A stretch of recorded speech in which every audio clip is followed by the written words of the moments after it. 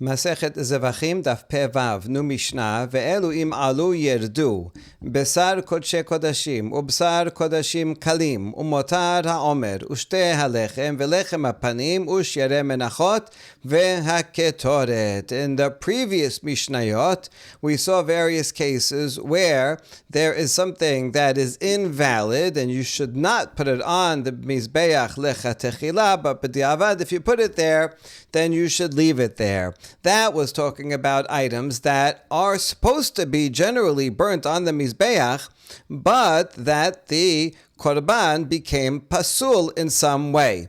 So therefore, even though it's pasul, but it is an item that should be burnt on the Mizbeach, if it goes up there, you leave it there and it becomes the sanctified, it becomes the food of the Mizbeach by being placed there.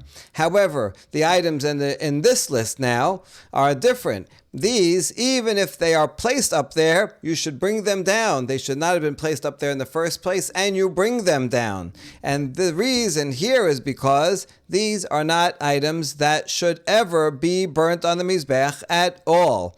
So we have a list. Besar kodshe kodashim. Kodesh kodashim, that is supposed to be eaten, like a chatat offering or an asham offering, unlike a korban olah. Korban olah, all of it is sacrificial. So we've spoken about that in previous Mishnayot. But the meat, the flesh, means the edible flesh of a korban hatat or korban asham that the kohanim are supposed to eat, that should not be on the Mizbeach. And it's not something that should be burnt at all. It's not just that it's invalid, the korban, even if it's a valid korban, perfectly kosher korban, no problem with it. That meat is supposed to be eaten by humans, not by the Mizbeach. And therefore you take it down. Or the flesh of Kadashim Kalim, like Shelamim, Todah, Pesach. You're supposed to eat it. It's not supposed to be burnt, so you take it down. And also the leftover of the Omer that we bring on the second day of Pesach. A handful is removed and put on the Mizbeach, but the rest of it is supposed to be eaten. And Shteh halechem on Shavuot, the 2 breads. And Lechem hapanim, the 12 breads that are there every week on the shulchan. Every week you switch them out and the Kohanim eat them. Those are not placed on the Mizbeach. Ushyare menachot, the leftover of other korban mincha offerings, where you're supposed to take a kometz and put that on his bech, but the rest of it the kohanim should eat. And the kotoret goes on the golden altar inside, not on the outside altar. Therefore, any of these things, if you put it on the outside altar, you bring it down. Wool that's on the head of a sheep and hair that's on the beard of a goat. We're talking about a korban olah here, where most of the body of the animal is in fact burnt on the Mizbeach. However, not all the parts. The skin, there's wool on the rest of the body and hair on the rest of the body of the goat. But that, you're supposed to skin the animal, and the skin is given to the Kohen. That's not burnt on the Mizbeach. Now, the wool that's on the head, that you're not skinning the head or the beard of the goat. So that part, if it's attached, the head is placed on the Mizbeach of a korban olah.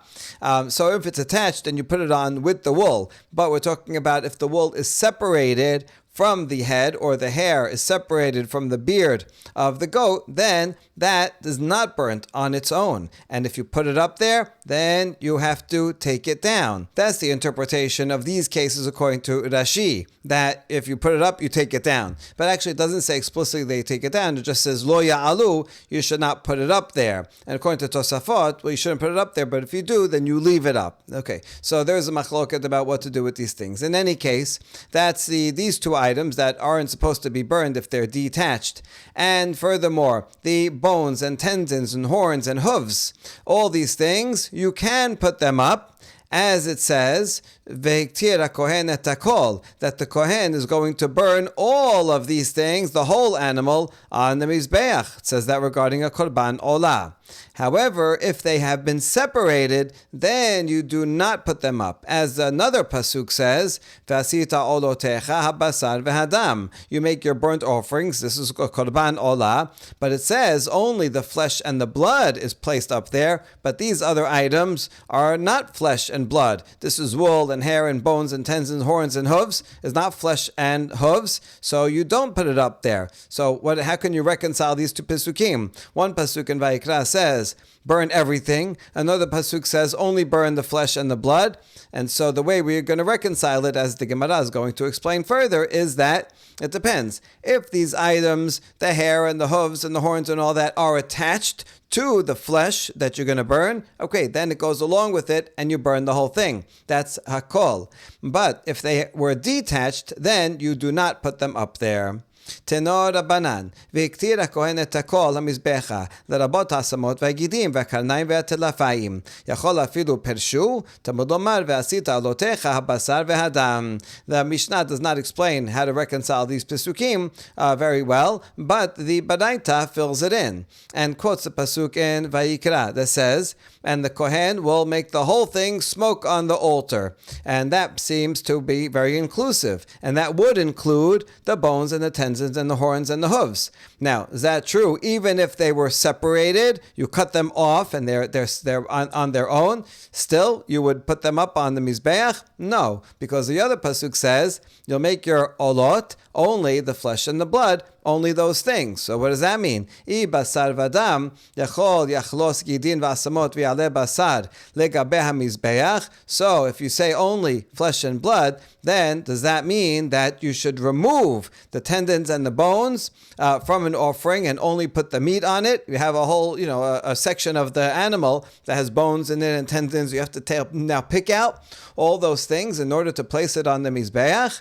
Talmud omar v'ktir hakohen et hakol. But the other pasuk, back to the other pasuk, it says, burn everything. Hakesad. So how can you reconcile these? Mechubarin ya'alu, pershu, afilu hen berosh hamizbeach yerdu. If they're attached, then bring them up. You don't have to take it apart and take all the bones and the sinews out, the tendons out. No, you just you chop it up as according to what it's supposed to be chopped up, and you put it all up on the mizbeach. That's what you should do. However, if for some reason all these things were separated from the flesh, then even if they are on top of the Mizbeach already, you should bring them down. Man tana deshmat le de'amar pirshu yerdu rebihi. Who is the author that would agree with this Baraita? This Baraita explicitly says yerdu.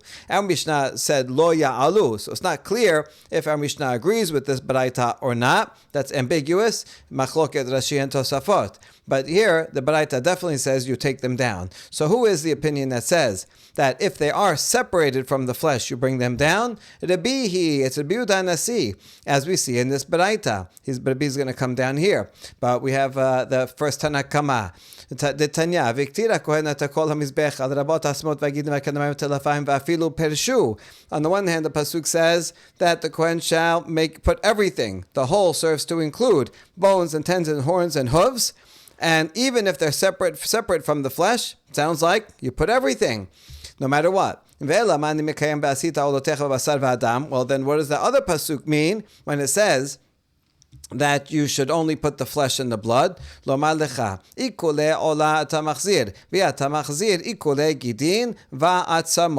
That teaches me that if something was on there and it fell off, that you should return flesh. If it was partially consumed flesh, that you put back on. But if it's gidin, if it's the tendons and bones that were partially consumed, that you do not put on. So this, according to this opinion, the Tanakama, we don't follow this Tanakama. This is not the opinion that we saw in the Mishnah Baraita above, but according to this, you would put on the bones and tendons and horns, even if they're separated. So it's very inclusive, putting a lot of all these things on. The only thing that when it says flesh and blood that you put on, that means if it's partially consumed, flesh and blood you put on, but other things, if they are already burnt, then you don't put them back on. That's what it means. Rabbi Omer, katu bechad omer v'ktira kohen etako mizbecha. Riba v'chatu bechad omer v'asita otecha basar v'adam. Mi'et hakesad mechubarin ya'alu pershu afilu hen berosh hamizbeach you had to do. Rabbi Yehuda Nasi says, one pasuk says you should put everything on the mizbeach. That is inclusive. The other pasuk says only flesh and blood. That is exclusive. So how can you reconcile them? If it's attached, then you put it up there. But if it's detached, even if they're up there already, you'll bring them down. So clearly, to be says explicitly that in fact you bring them down, and so the B would match the author of the Baraita that we previously quoted. Pershu lo ya'alu. Now the Mishnah teaches that all of these items, if they're separate, then they're not supposed to be burnt, and you don't put them on the mizbeach. These bones and tendons and things that are not supposed to be burnt when they are by themselves. Amar Rabbi Zera, lo shanu ela shepreshu kelape mata. Rabbi Zera makes a qualification and says, when does the Mishnah say that you should not put them up? Only when, during the time that you separated them, you cut them off, the bone or the tendon or the hoof was separated and moved away from the fire on the Mizbeach. However, if at the time that they're being separated, the hoof or whatever it is gets moved towards the fire on the Mizbeach, then it continues, and you do put it on the fire because it's getting closer to consumption. Okay, that's Rabbi Zera seems to be making a physical distinction between the direction that it moves in when it gets separated. But we ask, that doesn't really fit with the words. Va'afilu pershu, and even if it's separate, you mean that if it's separate, just because it's moving in that direction, then you put it on. But the Mishnah said, if it's separate, then you don't put it on at all. So that can't be what Rabbi Zera meant. Amar Rabba, hachika Amar Rabba says, no, the following was what Rabbi Zera was trying to say. Lo shanu ela shepirshu la'achar zerika, avar pirshu kodem zerika, atai zerika, ushritinhu, afilu leme'abad minayhu kata desakine. When does the Mishnah say that separated items, like a hoof, does not get placed on the mizbeach? That's only if it was separated after the zirika. In other words, you had the animal and the hoof was attached, and you do the sprinkling of the blood. So, since it was attached at the time of the sprinkling of the blood, at that point, it should be sacrificable. You would, if it was still attached, put it all on the mizbeach. Now it got detached after the sprinkling. Well, now you don't put it on. Although you can't use that hoof for yourself because it becomes holy. Now it would have been worthy to be on the mizbeach. You can't put it on because it's separate, but still is holy and you can't use it. However, the distinction is not between when you can put it on and when you can't put it on. Either way, you can't put it on. But here's the chidush. If it gets separated before zirika, so you did the shechita, you separated off the hoofs, and then you do zirika. So zirika works to make all the sacrificial parts sacrificial, and you have to put them on after that. And the other parts that are not supposed to be burnt become totally permitted to use. And so after that, you can go and you can make a handle of a knife from that hoof or use it for whatever you want. That's the chidush. So that's the difference between being separated before and after. Once it's separated, you can't put it on the mizbeach no matter what. But if it's separated before the blood gets sprinkled, so now before the blood gets sprinkled, for a kodesh kodashim, it's prohibited to use to get any benefit from it before the blood is sprinkled. After the blood is sprinkled, however, then only the sacrificial parts are prohibited and go on the mizbeach, but the parts that are not sacrificable then are permitted because it was separated already before the sprinkling. That is the chidush of Rabbi Zera according to Rabbah. Sabad lakiha de'amar Rabbi Yochanan mishum Rabbi Ishmael. Rabbah agrees with Rabbi Yochanan, who said in the name of Rabbi Ishmael, Ne'amar lo yiheh ba'olah, v'ne'amar lo yiheh ba'asham. It says regarding the skin of an animal that it belongs to the Kohen. It says that for Korban Olah, and it says that also for a Korban Hatat. Here's one of the first pasuk regarding a Korban Olah. V'makrib, HaKohen ha'makrib et olat ish, or ha'olah, asher ikrib, la'kohen lo yihiyeh. So the Kohen, who is offering the burnt offering of a person, the skin of the Korban Olah that he is offering, la kohen lo yiyeh. Notice the doubling. Could have just said la kohen. Also, or could have said lo yiyeh. Why do you say la kohen and lo yiyeh? We'll see that. We'll discuss that in a minute. But anyway, we see regarding a burnt offering that goes to the kohen, and it also says regarding a korban asham that also goes to a kohen. The skin of it lo yihiyeh ba'asham. So therefore, we make a gezer hashava. Just like regarding a korban asham, the bones are permitted because of korban asham. The kohen can eat the flesh. Only the sacrificial parts go on the mizbeach. The rest of it, the flesh, the bones, are permitted to the kohen. He can eat it, and then he can use the bones. So too, korban olah, the bones are also permitted. How are they permitted? In what case? Oh, not any case, but rather if they're separated off before the blood is sprinkled, then they are permitted. Mufne, di la mufne, ikal mifrach malasham sheken besaro mutar. Now we need the word lo yiyeh to be extra, because if it's not when the terms are extra and not needed in the pasuk, then that makes the gezerah very strong. If the term is needed for the context of the pasuk, then that's a very weak gezerah shava.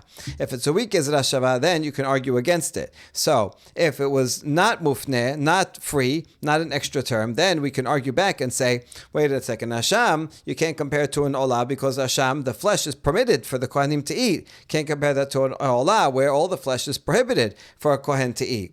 So that's why, in fact, lo yiyeh is extra, because, as we said before, it could have just said la kohen. The word lo yiyeh is extra. Why is it there? To teach the gezerah shava, that makes it a strong gezerah shava and can overcome this objection. Mativ Rav Ada bar Ahava. Rav Ada bar Ahava challenges Rabbah's law from a beraita. Atzmot kodashim lifnei zirika mo'alin bahen, la'achar zirika en mo'alin bahen, v'shel olah mo'alin bahen le'olam.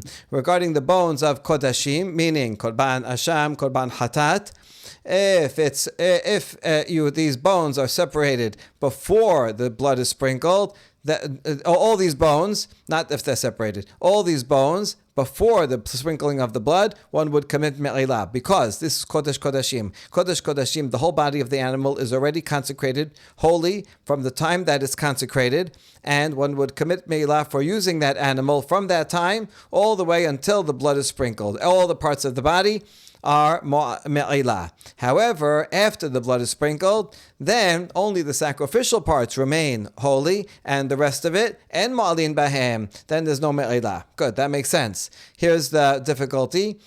For korban olah, there is me'ilah. Now it seems like across the board, there is me'ilah for korban olah. But Rabbah said, no, not true. If the bones or the hooves were separated before the sprinkling of the blood, then there's no me'ilah. So this is a challenge against Rabbah. No,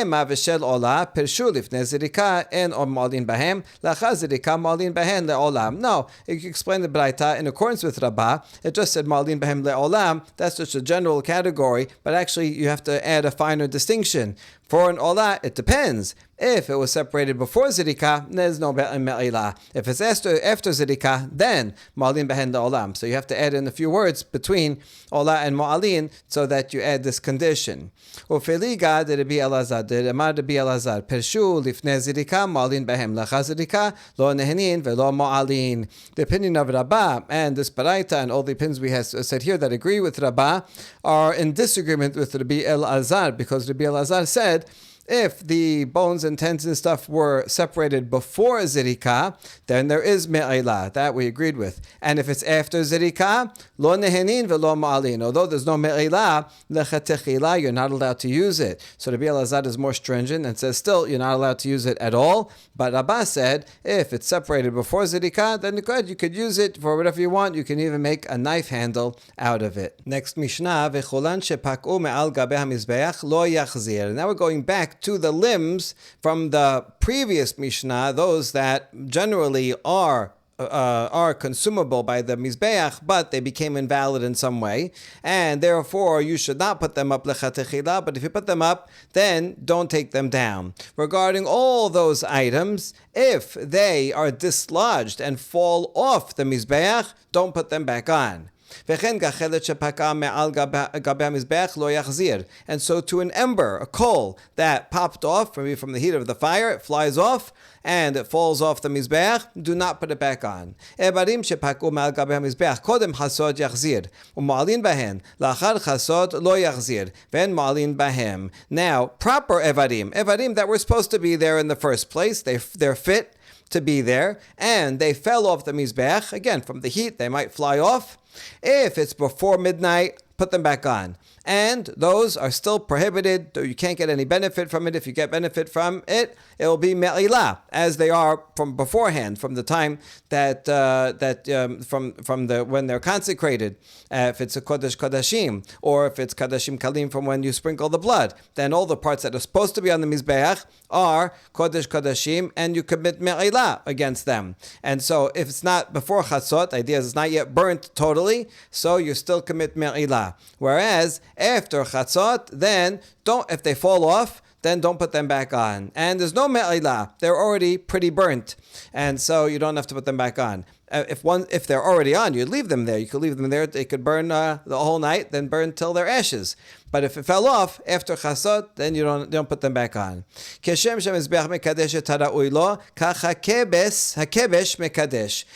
the mizbeach makes holy that which is suited to the mizbeach. It's not only the top of the altar itself, but even the ramp, which shows that when you say put things up there, it's not necessarily on the fire. It means anything that's placed, even if it's next to the fire, somewhere on top, and even if it's placed on the ramp. The limbs of Korban Olav were first placed on the ramp before, and then left there for a while, and then they do other things, and then they're brought up the ramp. So even if you just put it on the ramp, already it doesn't come down. And just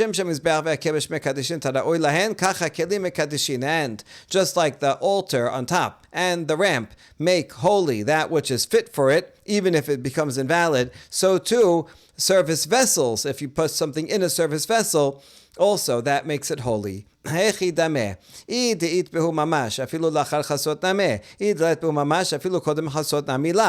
asking, what is the case regarding chasot? You had the limbs totally fit, they put them up there totally legally, and then it falls off. So before chasot, put it back on. After chasot, don't put it back on. Well, let's look at it. If it still has flesh on it, still has substance on it that should be burnt, then even after chasot, put it back on. And if it's totally burnt, then even before chasot, then you should not put it back on. So we don't understand. Why is midnight the cutoff?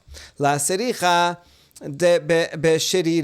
No, we're talking about where it's hardened, so that you're right. If there's still flesh on it, that's raw flesh, and still needs to be burnt, then at any time, even after chasot, you'd put it back on. And you're right. If it's totally burnt and it's before chasot, but it's totally burnt then into ashes, then don't put it back on. But we're talking about where the limb is still there intact. You can see it. It's not turned into ashes, but it's hardened. It's all dried out by the fire.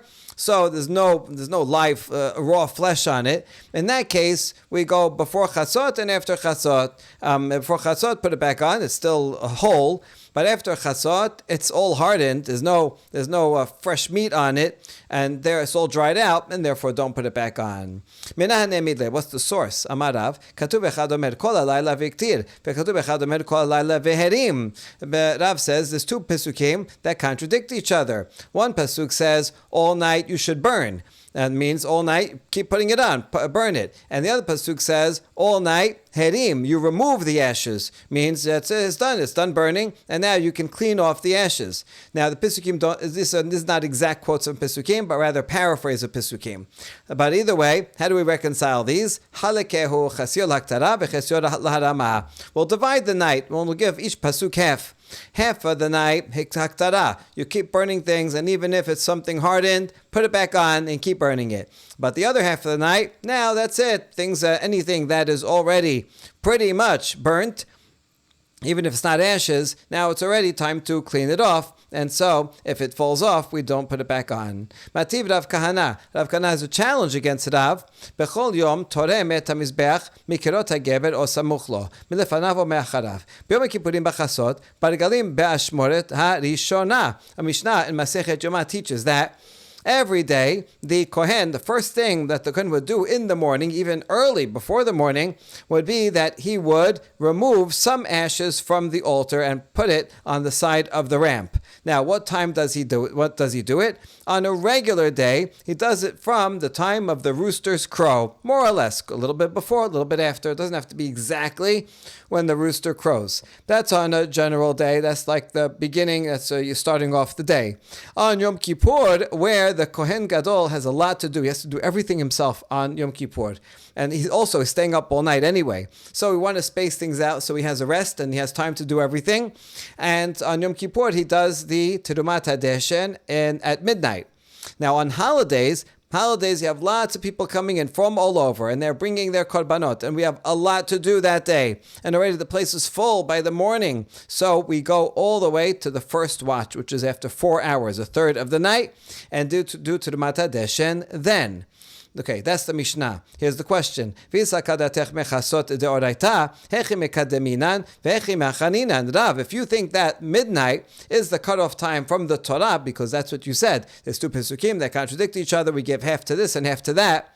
So that means that the burning should be till midnight, and now the cleaning off of the ashes should be at midnight. If that's a deoraita time, okay, that makes sense for Yom Kippur, that you do it at midnight. But how could we do it earlier on holidays, and how could you do it later than that on regular days? It should always be at midnight, according to you. אלא אמר רבי יוחנן, ממשמע שנאמר כל הלילה, אני יודע שעד הבוקר, מה תלמוד אומר עד הבוקר? תן בוקר לבקרו של לילה. So Rabbi Yochanan explains that we learn this halacha of the Mishnah of the various times from the fact that it says kol halayla. On the one hand, you burn the limbs all night. Now, the pasuk also says ad haboker, until the morning. Now, this is redundant. If it says to burn them all night, then why do you have to tell me until the morning? Oh, until the morning. Ad boker is teaching me that we should give a morning to the morning, meaning we should designate an even earlier time than the morning and go earlier to do something. Now, when is that going to be? Sometime earlier, right before dawn. Get up before the morning and remove the ashes. Hilkach kol yoma mikirot hageber sageh. Now you have to add some time. That is all the pasuk says, but it leaves it open-ended for you to do that when you're going to do Terumat HaDeshen. On a regular day, at the rooster's crow, that's sufficient. That to add a morning to the morning. I mean, waking up before morning, that's all you need. But then the rest of the time, that's the deoraita one. And the rest of the times is whatever you need. Because of the weakness of the Kohen Gadol, he has a lot to do, so we space things out so we can rest. He does it at midnight on Yom Kippur night. Barigalim de nefishi korbanot de kadmer atu Yisrael mashmorta harishona kidekatani sefa lo aita kiryat hageber magat ad shaita azara melea me Yisrael. And on the holidays where there's many korbanot, and already the people are coming and filling up the Bet HaMikdash from early in the morning. So in that case, we have to go and do Terumat HaDeshen at the first watch, as it says afterwards in the Mishnah, that already by the call of the rooster, the temple courtyard was filled with the Jews bringing their korbanot. So we can't wait till then to start doing Terumat HaDeshen. We got to start doing the preparations way earlier. So the point is that Rabbi Yochanan's teaching, Kol Halayla, is telling you all night, but Ad HaBoker is so all night. Yeah, you can burn things, but Ad HaBoker tells you that Terumat HaDeshen should be somewhat earlier than the morning. So how much earlier? That is dependent on you when you want to do Terumat HaDeshen. But we can still reconcile this with Rav. Rav is bringing this pasuk plus another pasuk that says that night that you do that you burn it at night, and Kol HaLayla, and another night that you do Terumat HaDeshen. So for that, we'll do half-half. So that will apply to burning things at the first half of the night. You do the burning, and so if it falls off, you put it back on. Even if it's still whole, you put it back on. And then the other half of the night, that's when, as long as it's burnt and hardened and dry, then you don't have to put it back on. So we can still reconcile these Kol HaLayla, but this is just giving you the ruling for when you put limbs back on. But for the ruling of when do you do do Terumat Hadeshin, for that we rely on Ad HaBoker, and Ad HaBoker just means you have to do it earlier, but it's flexible how early you can or need to do it. Baruch Adonai Leolam, Amen ve'amen.